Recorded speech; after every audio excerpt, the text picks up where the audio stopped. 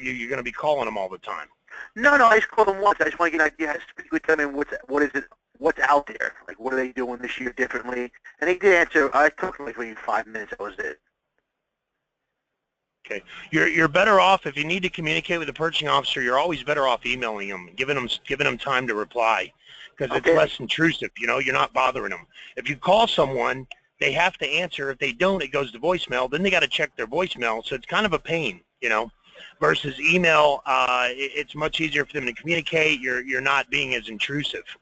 And I can tell you this for a fact because I've heard purchasing agents tell me that I didn't hire the guy because the guy kept calling me asking me questions instead of emailing me a list of questions. You know, I had another gentleman I was working with. He asked me a question about something and said, well, when I talked to the purchasing officer Monday, he said this, Tuesday he said that, Wednesday he said this, and I'm like, are you calling this guy every day? He goes, oh yeah, we've got a great relationship. We joke, and I'm like, you don't want to do that. That's you're pushing the limits there, you know. And sure enough, he lost the contract because he was talking to the guy, and the guy said something about going on vacation to Amsterdam, and he told the guy to make sure to check out the red light district. How did he know the guy was a priest? You know, he didn't. Exactly. So he got too friendly with him, and he lost the contract because of it. So I always suggest, number one, once the solicitation's out, look and see if there's a Q&A first. If there's a Q&A, obviously don't ask questions that are already on the Q&A because you're just wasting your time and their time, and you look like an idiot when you do that. You look like you're not reading the instructions. If there's not a Q&A and you have to ask a question, you're going to have to ask it. If you have to know the answer in order to submit the bid, there's no way around it but to ask. I'd always email first, give them a chance to respond, and then if you have to, call them last case scenario. All right? I totally understand. Anybody else have any questions? Does somebody have a bid they want to work on?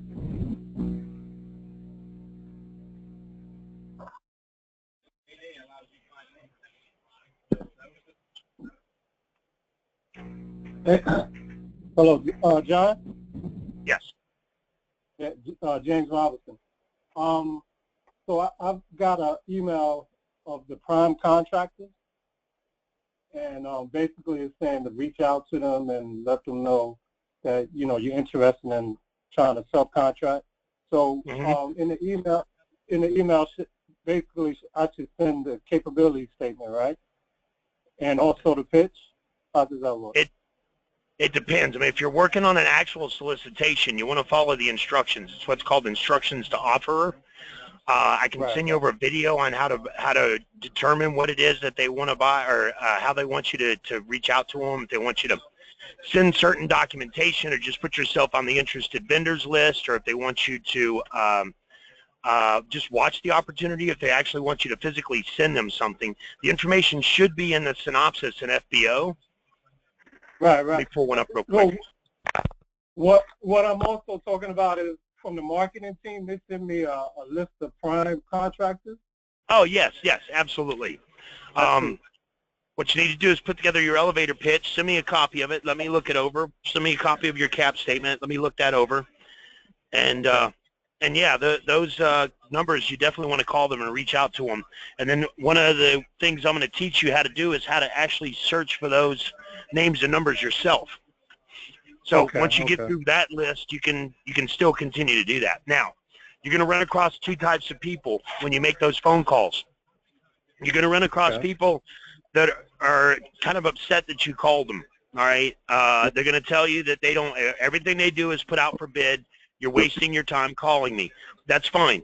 Your elevator pitch is only 15, 20 seconds. You didn't waste a whole lot of time making that one phone call. Take them off your list and don't call them anymore. The other end of the spectrum, you're going to find people that are glad to hear from you. They're going to, I'm going to keep your information. Thank you so much. And if you make enough of those calls, you'll eventually wind up with someone who's going to say, you know what, I happen to need that right now. Let's go ahead and get together, or how much would you charge? Here's my credit card. Let's do it. And I can tell you from experience, I've had people call in and say, hey, we've been making these calls all week and we're getting nothing but negativity, and we're not getting anywhere with it, and we're getting frustrated. And I said, well, just keep at it. Don't give up. And sure enough, you know, they call back the next day and say, wow, you were right. We had 4 calls in a row that were awesome. We got 2 meetings set up. We already got landed a deal. you know, so it's definitely worth it. Okay, so should I email first or make phone calls? You always email them your cap statement, and then make the call and let them know that you sent them your cap statement. Never call and ask. Oh, okay, okay. All right. Yep. So Email it first. Okay. Yep. Email it first, and then call them and let them know you emailed your cap statement. Hit them with your elevator pitch. Ask them what you can do to earn their business. Okay, and my elevator pitch, I should put it together, email it to you, and my cap statement, so you can look it over. Any documents you ever want me to review for you, just forward them to me in an email. That's not a problem. Okay, now they finished my government website, which looks really good. What's the first thing they usually do? They'll go to that site, or should I put it into the email when I email it to them? If I was you, I'd use your government site on anything government. Business cards, emails, faxes, you know, because it's the reason why they build a government website. It's not just for the heck of it. There's an actual purpose. Okay. Let me show you guys real quick.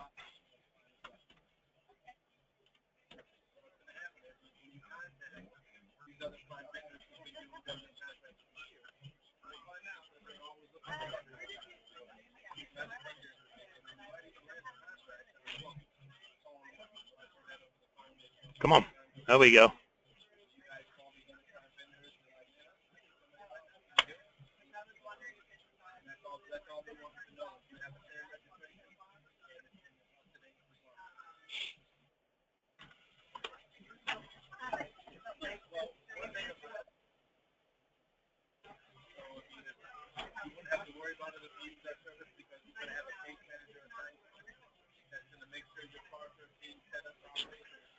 Well, this thing's taking forever to load. Come on.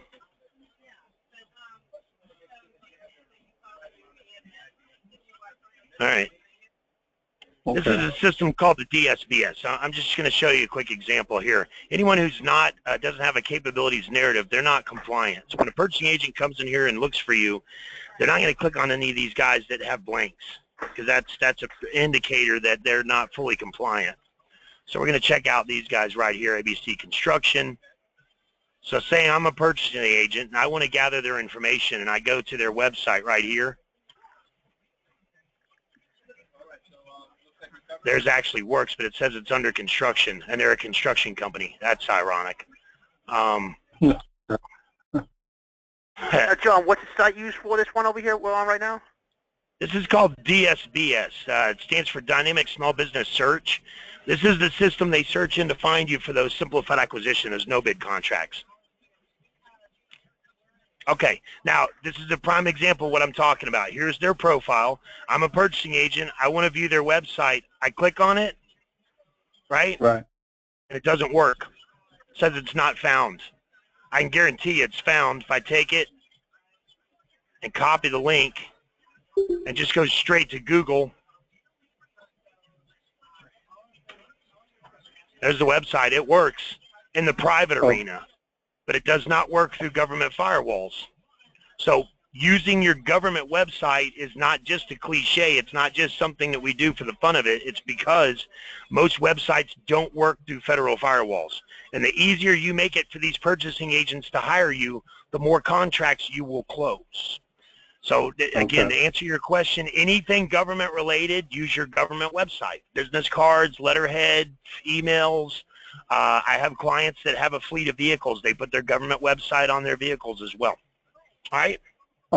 Okay, got it. Because the first thing they usually try to look for is your website to see exactly what you do and stuff, right? Yep. And it's, you know, our organization was created by a federal purchasing agent, and that was one of the things that he said frustrated him, is that a lot of times he wasn't able to view people's websites.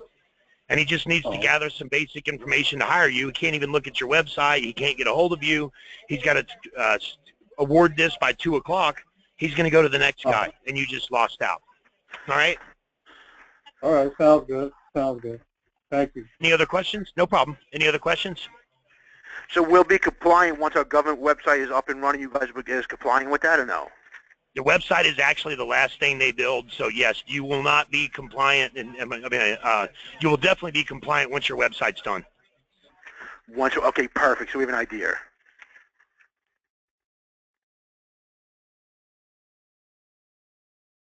Any other questions? Anybody join us have a bid they want to work on today? I'm trying to think. No. Now, what I want to ask you a question on, John, I want to go back to that FBO.gov. When I was on it, when you were on it yesterday, you did a very good job of telling people what to go to and everything like that. But what happened, my computer went down for a second, and I wanted to make sure I was set up in the right search category. You said to do like an advanced search. Sure, I can show you again. It's no problem. So you go to FBO. Okay, I'm going right now. Just watch what I'm doing because you'll be able to see it on my screen. Let me see. Okay, hold on. That's you. Log in. Got it.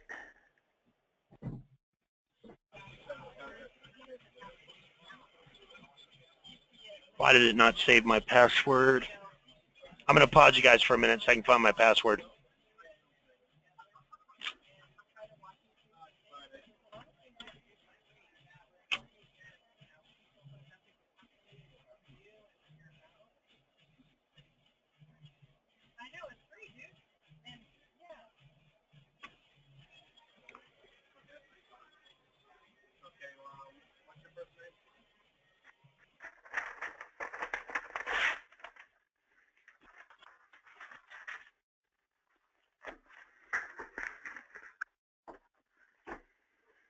Okay, so you log in. You'll know you're logged in because it'll say welcome and it'll have your name up here. You go to the Save Searches box right here. It's the second link. Click on it. Wait. Save searches. Okay, save searches. And then at the bottom, you'll see it says Add New Search. Click that. And there's just two things you're doing. You're naming it right here in the label, agent label. So we're going to name it.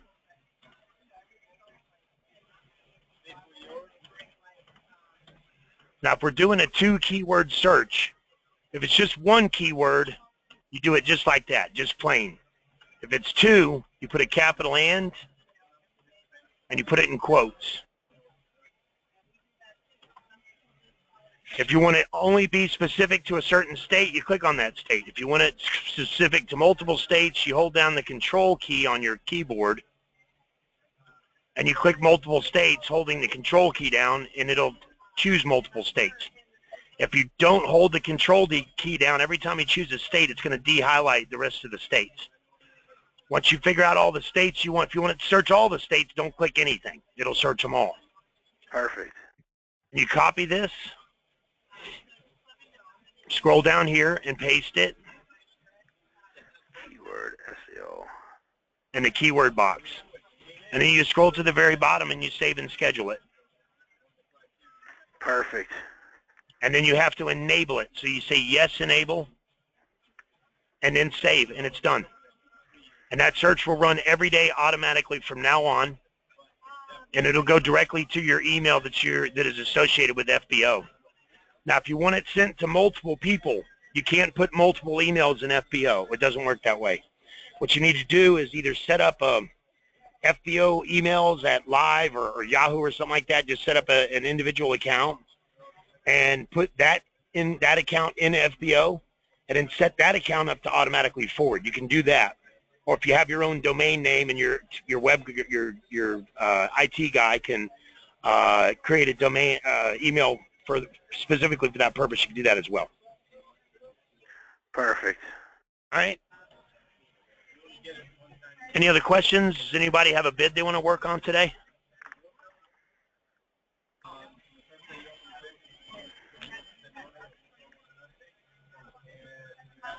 So once we have the keyword set up and everything, we're going to get more fine-tuned searches. We're not going to get out of the ordinary things thrown at us. A lot of things I've been getting now are quite like things that don't pertain to my company. Yes. See, and NAICS code searches are like that. And you've probably got a NAICS search in there right now. That's why you're getting that kind of stuff. The reason why NAICS codes are so, it's bringing you stuff that's not a good fit is because NAICS codes are very vague and they're confusing, and a lot of purchasing agents use the wrong code more often than the right code. For example,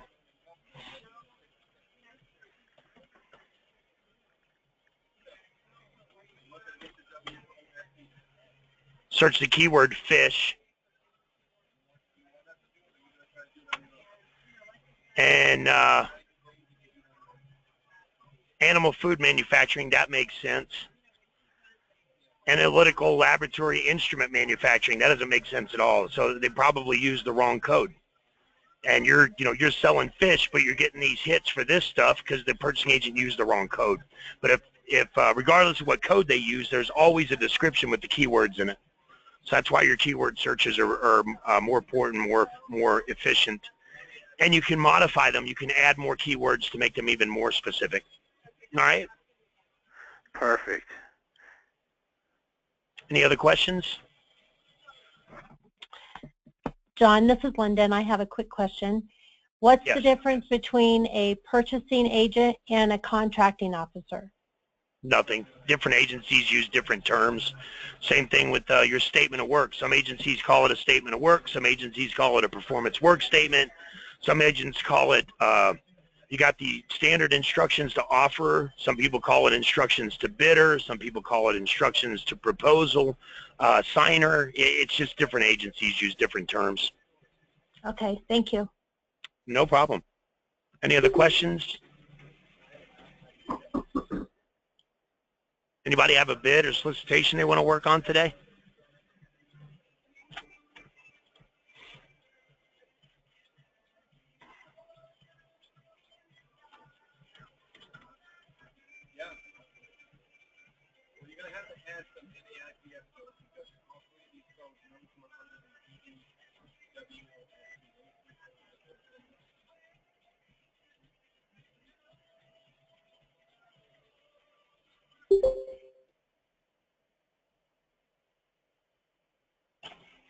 Sounds like someone just joined us. Anybody have a question or a solicitation they want to work on today? It's Linda. I accidentally disconnected instead of muted my line. It's okay. No problem. Sorry. Thanks. Anybody else have any questions? Anybody have a bid they want to work on today? We wish we had some bids today. We're hoping soon, right, guys? Excellent. Yeah, that's what we're hoping for. Well, you don't have to wait for your cage code to be active to start bidding because most bids aren't due for 2 to 3 weeks. No, I've been looking for stuff. I've been searching constantly. There's nothing really there yet. Okay. You'll find it. It's out there. Our federal government, there's nothing that they don't buy. It's been a running joke here for years to find something the government doesn't buy. And I thought I had it. A guy called me up and said he wanted to sell yo-yos to the government. I thought he was pulling my leg. I thought it was one of my friends joking with me. He was dead serious. And I said, who do you sell yo-yos to the government? Who's buying them? Congress? And no, he makes them out of the redwood forest. He makes yo-yos out of redwood, and he brands their logo on it, and they resell them in the gift shop. Get out of it. Which makes sense. That's too funny. Yeah, it makes perfect sense, So there's nothing our federal government does not buy. John, I don't have a bid, but I have a question. Sure. This is Linda again. Yeah. And we were told that sometimes they want to be able to just subcontract to a prime, even though it would be more expensive than just awarding us a contract directly. Do you know why that would be?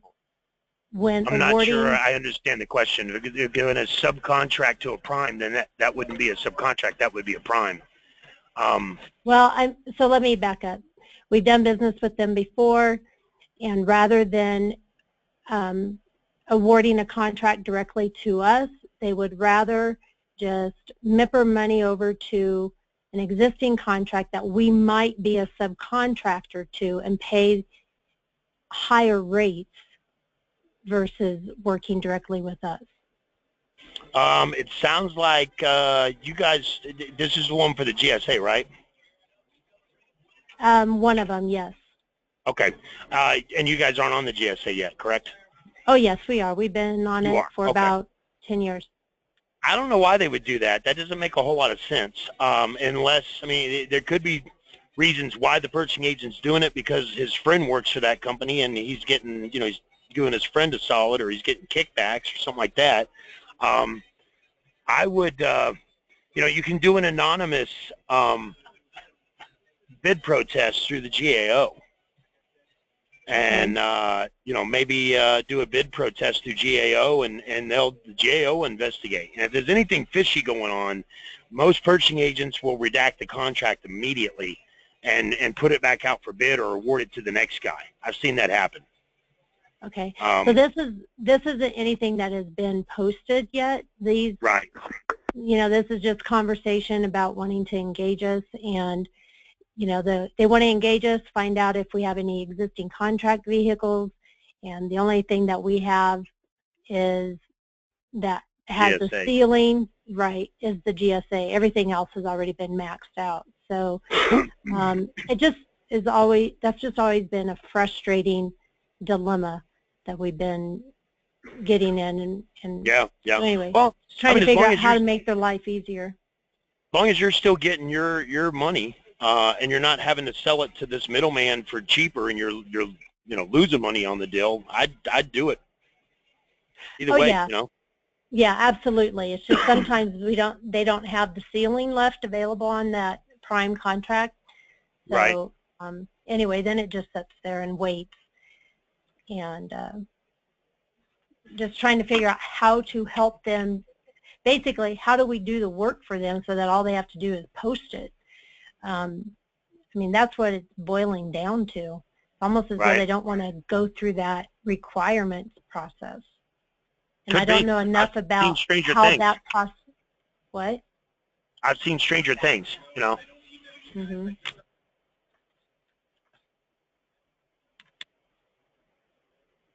Do you have any other questions? I don't. Thank you. No problem. Anybody else have a question or a bid proposal they want to work on? That's pretty funky ringtone. I didn't know you could hear that. Sorry. It's all good. I've been having difficulty getting into this session, so I've just been, this is Janine, so I've just been listening in on your conversations, and just for the last couple of minutes. So I was going to email you and ask you to send me a copy of, or somehow send a copy of this so that I can just listen to it. It's been a little difficult to follow. I'm actually recording it, so if you want to send me an email tomorrow and ask me to send you the recording, I can do that. Okay, it takes hours. That would be good. It takes hours once I'm done to convert it, because it's a huge audio and video file, so I can't send it to you immediately. But if you just remind me tomorrow, I'll send it to you. Okay, that would be great. That would be great. No problem. I actually do have one question, and I don't know if you could. I don't know. This is a problem. My husband is a veteran, and so we have the veteran, the SDB. What is it? Service Disabled Veteran on SDB, Right. All the letters. Anyway, and we've just started our business last year. One of the problems that we're having is we have a couple of people that are interested in subcontracting with us, but the state that we live in the state of Maine, which does not require licensing, or has no contractor's license. So one of the problems has been is to get the bids that do not require licensing. We've been attempting to get the Tennessee contractors out-of-state license, but for an out-of-state business. And the problem is the bonding issue. The bonding is so high, in order to get that. So we didn't know if you had any ideas as to how to go about getting the licensing and for a new business, and sort of working beyond the bonding. Yeah, I can actually help you with both. Obviously, if you're going to do construction, you're going to have to get a contractor's license in the state. There are contracts that the government awards that you can do them as like a handyman without a contractor's license. And the beauty about the federal government, if you have a contractor's license in your local state, you can do most federal contracts in other states under your local state license. So if you're operating as a construction company in Texas and you want to go do government contracts in Nevada, you can use your Texas license in Nevada on most federal contracts. Okay, the problem we have, we're in the state of Maine, and the state of Maine does not offer contractors licenses. Right. So what can we use in lieu of that? Nothing. You're going to have to go to another state and get a contractor's license. That's what we're attempting to do. So we're attempting to get those types of contracts. Right. So we're attempting to get the contractor's license in the state of Tennessee right now. My husband's taken the exams. We have just about everything in order, but we do not have the bonding capability. Bonding. I can help you with that as well. I know companies that provide bonding cheap, and even people that have come to me and said, well, we've tried to get bonding and we've been turned down 10 times.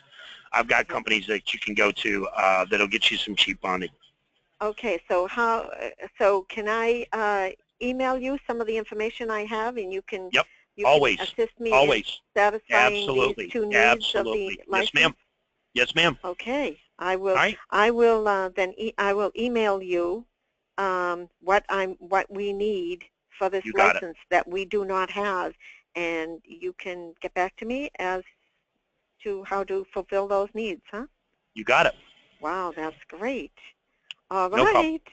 Okay. Right. I will get that off to you. Okay. Yes. Thank you. Any other questions? No problem. Any other questions? Nothing more from me at this moment, anyway. Okay. All right. Okay, thank you. Yep. No Thank problem. you so much. The session is over, no problem. is it? I usually ended it right around 5, but I'm going to see if anybody else has any questions or a bid they want to work on. All right. Okay. All right. Thank you. Yep. You're welcome. Anybody else have any questions or a bid you want to work on?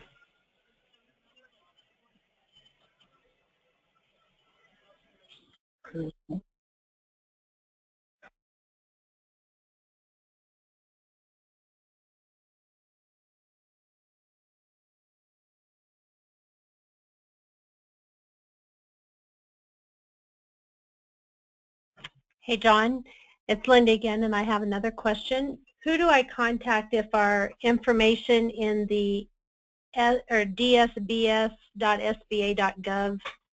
site is wrong? Your case manager. Okay. Now, John, we're going to find all our search opportunities mostly on the fbo.gov? Correct. FBO is the primary database for government contracts. It'll refer you to other databases sometimes like DIBS and Binks and NAVFAC and ASPE and FedConnect and FedBid.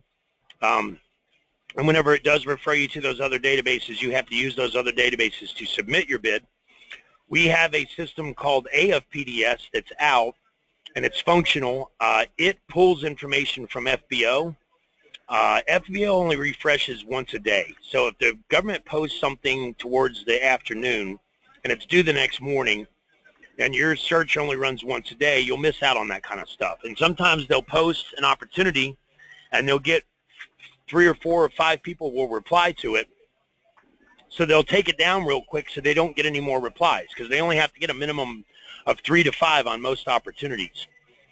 When that happens, you don't see it because your search ran later on that day and they'd already taken it down. Our system updates every 15 minutes. So if there's something posted, you will know within 15 minutes that there's an active opportunity. Even if they take it down later and you don't get in until tomorrow, you're still going to see it. Our system also not only tells you who the purchasing officer is for that opportunity, which FBO does, but it also you can click on that person's name and it'll show you all the purchases that purchasing officer ever made. You can click on the awardee when it's been awarded, and it'll tell you all the contracts that the awardee has been awarded in the past. And they're working on it right now. It's not 100% functional yet, but they're working on it where when you look at an opportunity, it'll automatically show you the history of that opportunity and what they were paid each year and who did it. So obviously knowing how much they paid last year and the year before that and year before that on this opportunity when you submit your bid is golden information. That system's called the AFPDS, and if you want more information on it, just email me and I'll send it over to you. that's going to help us out in the long term. Like you said, you know, you bid last year we up against, which helps you out. I agree with that 100%. It's huge. It's huge, and I can tell you, in the private arena, you know, commercial, residential, more people lose contracts in the private arena because their price is too high. In the federal government arena, I see more contracts lost because their price is too low. Believe it or not. If a purchasing agent gets, see, they use the mean, median, mode system too. Say they get 5 bids, and 4 of them are around 200,000, and you come in at 150 because you want to give them a really good deal and you really want to win this one and prove that you're trustworthy and you're going to do a good job. You're not going to make a lot of money on it, but you gave them a really good price to assure you win it. They're not even going to consider your bid. They're going to throw it out because it's not within the realm of the other bids. All the other bids are around 200,000. Yours is at 150. They're going to throw yours out. So that's why more people lose contracts because of overbidding, because of underbidding than overbidding. And you got to imagine, not to talk bad about government employees, but just people in general. Okay, people in general are lazy. If they only have to get 3 bids to submit something and they get 5, they're looking for a reason to throw 2 of them out so they don't have to do that additional work. Primary reasons why they throw them out is because your bid does not match up with the rest of the other bids. You hand wrote it instead of typing it. I've seen them thrown out because they were handwritten. A lot of times, I know purchasing agents, the first thing they do when they receive bids is they check the math real quick, and if the math doesn't add up, they can throw them out because your math doesn't add up. I've seen a client, you lose a contract on a nuclear power plant. It was a big one, and it's because they had less than $1 discrepancy in their math, and they were the first choice, but the government wouldn't consider them because it was a problem with the math. I've seen them thrown out because they didn't follow the exact instructions. And again, the purchasing agent only needed 3 and they got 6, so they were looking for reasons to throw 3 of them out, and that's the reason why it got thrown out, because they did not follow the instructions. So before we bid on anything, like we do have a bid in front of us, this always safe to send it to you first, take a look at it. That's your call, man. I'm available, and I make myself available for that, but not everybody uses me for it, which is kind of mind-boggling. I'll get people say, hey, we submitted that bid and we didn't win it. What do we do next? Well, you need to do a debriefing with the purchasing agent, find out why you didn't win it. And then they'll come back to me and say, well, we didn't win it because of blah, blah, blah. I said, you know, I would have caught that if you would have sent it to me beforehand. I know, but, you know, we didn't want to bother you. And, oh, hey, then you didn't bother me and you lost the contract because of it. Exactly, and you got to really make sure we do a lot of work for the government now, and I do know that you're saying it to make sure everything is done right. You cross your I's and dot your T's. Oh, yeah, absolutely.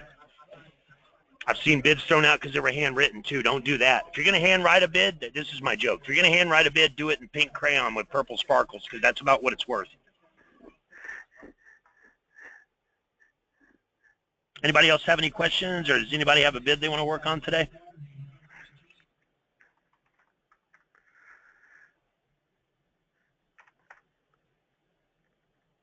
Anyone? Bueller? I don't right now. I just listening and learning, that's all. No problem. Thank you. No problem. Well, if nobody else has any more questions or any bids they want to work on or solicitation proposal, etc., I'm going to go ahead and shut down the training for today. And you guys have a good weekend. If you want to get back on the training Monday, just email me. Try and email me ahead of time. Please don't call me at 4:01 and say, can I join the training? Because I'm already in the middle of the meeting, and now I got to wait, make everybody wait while I send out a new invite. So try and let me know ahead of time if you can. If you've got a bid you want to work on, send me the solicitation number in an email ahead of time. When you guys, when you have a question or something you want to ask, you don't have to ask me, can I ask you a question? That's what this training's for. Just state your name and ask the question. And if you can, I don't want to sound rude or you know, being a jerk. When you have a question, don't I don't need a whole story behind it up front. Just ask the question. If I need more information, I can always ask. But sometimes people will get in and they'll explain it first before they ask it, and they'll spend 10 minutes explaining it, And I could have just answered the question if you would have just answered it, just asked it. So try and keep it brief. State your name, ask the question. If I need more information, I'll ask. And that way we can help more people that way. Any other questions, guys? Nope. Nope. I will right. speak to you again on Monday. Sounds like a winner. You guys have a good weekend. I'm all set. Right. Okay, thank you so much. Thank you. You got it. No Good problem. night. Yep, bye-bye. Bye-bye.